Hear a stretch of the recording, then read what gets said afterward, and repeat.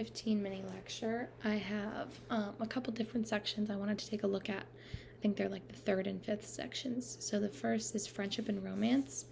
Friendship and romance. Friends and mates can go a long way to help with the stresses of life.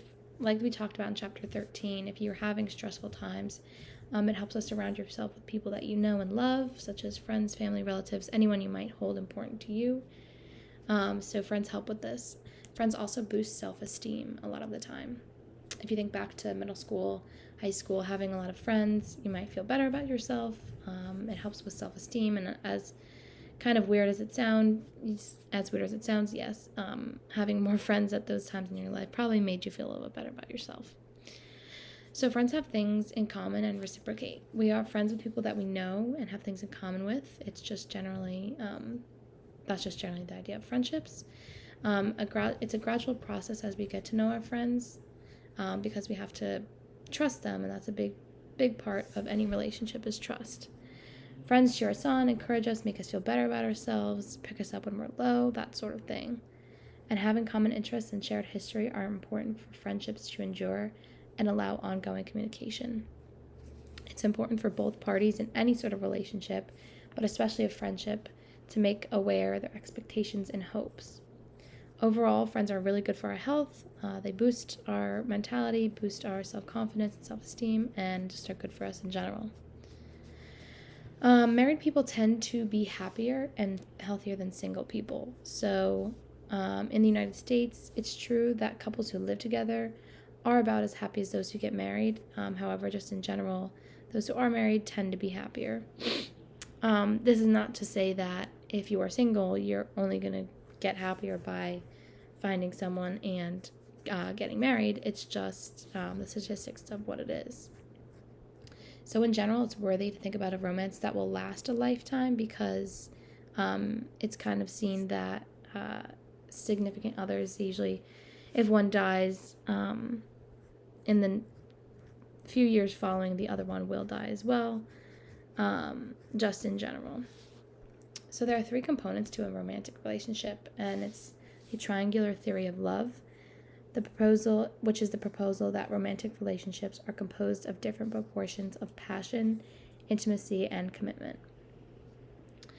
There are different stages of relationship, and the first is, there's a more scientific term, but in general it's known as the honeymoon period. It's the first couple months or whatever, when the relationship seems to be going well and flourishing.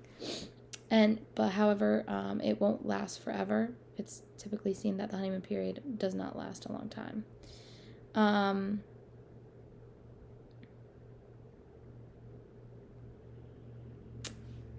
Anyway, the romance that contains at least two of the factors of the triangle tend to be more stable and lasting. Tend to be healthier and think a little more about stability.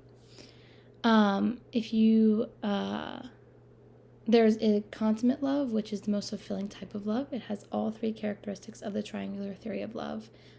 Again, passion, intimacy, and commitment. Persuasion and authority. So that's kind of the last section of the chapter I wanted to focus on. So it's about how can one person affect another person. Circumstances can be special, or the persuasive person is special, or both. And juries are persuaded people making sometimes life or death decisions about someone they don't necessarily know. I thought that was an interesting example that the textbook gave us.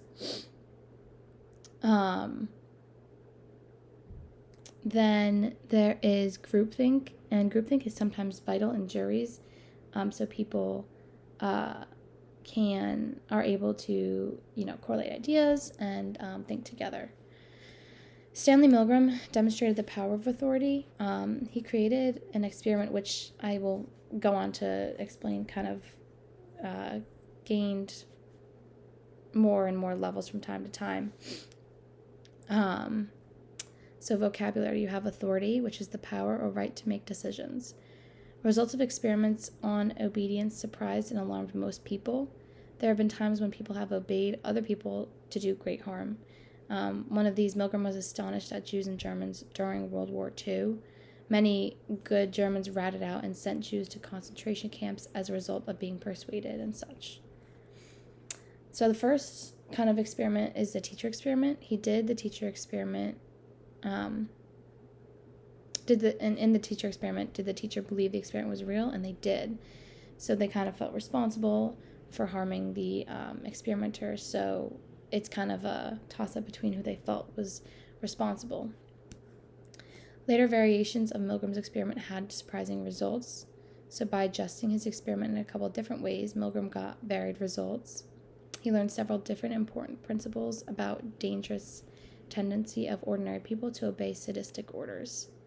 Overall, Milgram adjusted the experiment in many ways, but found that men and women were mostly the same in levels of persuasion and authority.